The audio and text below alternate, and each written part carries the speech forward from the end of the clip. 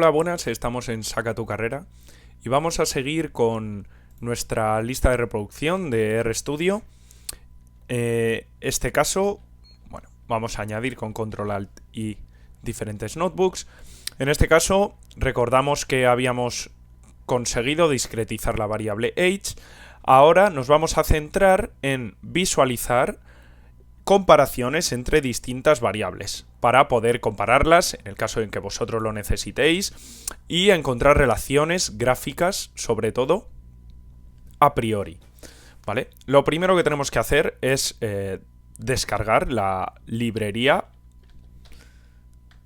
ggplot2, es decir, la ejecutamos. Si no la tenéis, podéis añadirla. Simplemente con ejecutarla ya tendríamos cargados los paquetes. Y una vez ejecutamos la librería, bueno, la podemos dejar aquí o lo podemos eliminar si queremos. En este caso la vamos a dejar aquí para que lo tengáis presente. Y comenzamos con las diferentes funciones para visualizar. Con ggplot, pues obviamente es una función para plotear, es decir, para visualizar los datos. Y la función más utilizada es el ggplot. ¿Cómo funciona ggplot? Pues en el primer caso lo que tenemos que hacer es introducir los datos de los cuales queremos visualizar. Data igual a, como siempre, el nombre de nuestros datos, total data y nuestro rango. Es decir, recordamos que al principio nosotros teníamos una coma, aquí adelante iban las filas y aquí atrás iban las columnas. En este caso queremos que nos lea de 1 a las filas, que es la variable que definimos al principio para encontrar el número de filas totales que teníamos. Y como dejamos esto en blanco, significa que queremos todas las columnas, ¿vale? Una vez hemos dicho que los datos que vamos a utilizar van a ser todas las filas, necesitamos, dentro del ggplot, definir otra variable. Esta variable va a ser AES, va a ser la variable que se va a encargar de nuestros ejes.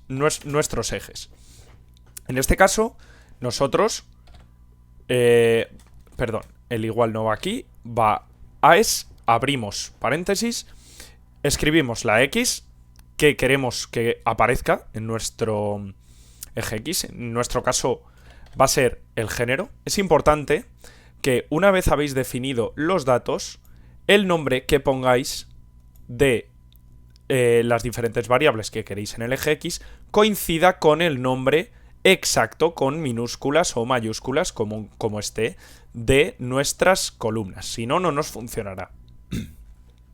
En nuestro caso, gender en minúscula. Otra opción es seguir con... no es ninguna otra opción, es seguir con la función. Vamos a imponerle que nos rellene el gráfico según hayan sobrevivido. Volvemos a chequear que esté bien escrita la columna survived, que nos rellene con si ha sobrevivido o no la persona. Perfecto. Una vez hemos terminado el ggplot, simplemente tendremos que añadirle, por opciones de librería de ggplot, la barra geométrica, ¿vale? De manera que cuando ejecutemos esto, tendremos, por un lado, como hemos dividido el eje X en género, tendremos por un lado femenino, por otro lado masculino y el relleno de si han sobrevivido o no. Esto, recordad que siempre se hace porque hemos definido los datos al principio y hemos escogido todas las columnas y podemos poner las columnas sin necesidad de poner el total data delante. Vamos a hacer otro ggplot. En este caso, vamos a comparar, en vez de con el género, vamos a compararlo con los con la columna de embarque. Esta columna nos dice la clase en la que embarcó la persona. ¿Vale? Como siempre, los datos no cambian. Hay que tener en cuenta que hay que definir cuáles son las filas que queremos, todas las columnas. Nuestra función AES, que nos combina, por un lado, en el eje X, hemos dicho que queremos la columna embarked, que se escribe así, exacto. Por otro lado, lo queremos rellenar con también, a ver, si ha sobrevivido o no. Perfecto. Una vez hemos hecho esto, podemos sumar nuestra barra geométrica para que nos la pinte. Es decir, el ggplot funciona que tú creas el gráfico y una vez lo has creado, hasta que no le sumes una barra geométrica, no se pone a pintar. ¿Vale? Por lo tanto, lo tenemos aquí. Incluso si queréis, para que lo podáis ver, podemos escribir pues el eje Y. En este caso el eje Y siempre es la frecuencia. Pues colocamos así una ILAB más frecuencia entre comillas. Lo ejecutamos. Vemos que nos ha salido lo de la frecuencia aquí.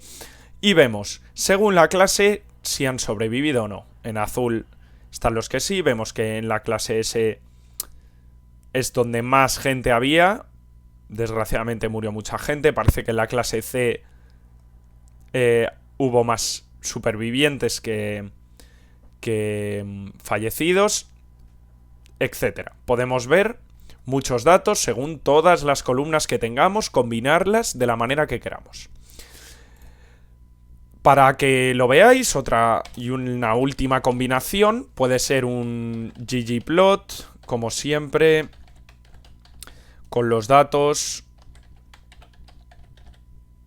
que tenemos, todas las columnas. Continuamos con nuestra función AES. Nos va a combinar, como antes, en qué clase han embarcado. Nos lo va a rellenar porque es nuestra principal variable de clasificación, si sí han sobrevivido o si no. Añadimos, como siempre, nuestra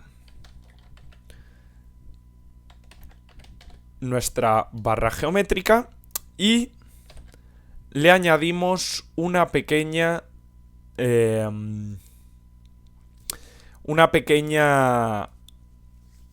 variable que va a ser la variable position. De esta manera, cuando nos coloque las barras, nos las va a colocar en función de su posición y no, por ejemplo, como sale aquí la opción de stack, es decir, una encima de la otra, tapándose una de otra. Vamos a poner la opción. Estas opciones se pueden leer en la página del ggplot, o si tenéis alguna duda, como siempre, decídmela en los comentarios y yo la soluciono cuanto antes.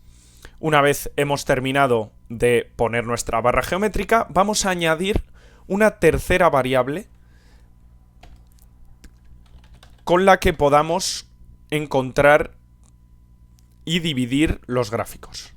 Esta variable la añadimos con FacetWrap, no FaceWrap, FacetWrap, y tenemos que encontrar el simbolito de más o menos igual, es decir, este que tengo aquí, que lo tenía guardado. Este simbolito, no sé exactamente cómo se pone en el teclado, y colocamos la categoría, es decir, la columna que queramos añadir como tercera variable. En este caso yo voy a añadir la clase para que me haga un resumen de las tres variables. Simplemente es importante que no le deis a ninguna función porque no es así. Una vez lo ejecutamos, vemos nuestro gráfico, que como observamos, tiene mucha más información que los otros dos que hemos buscado.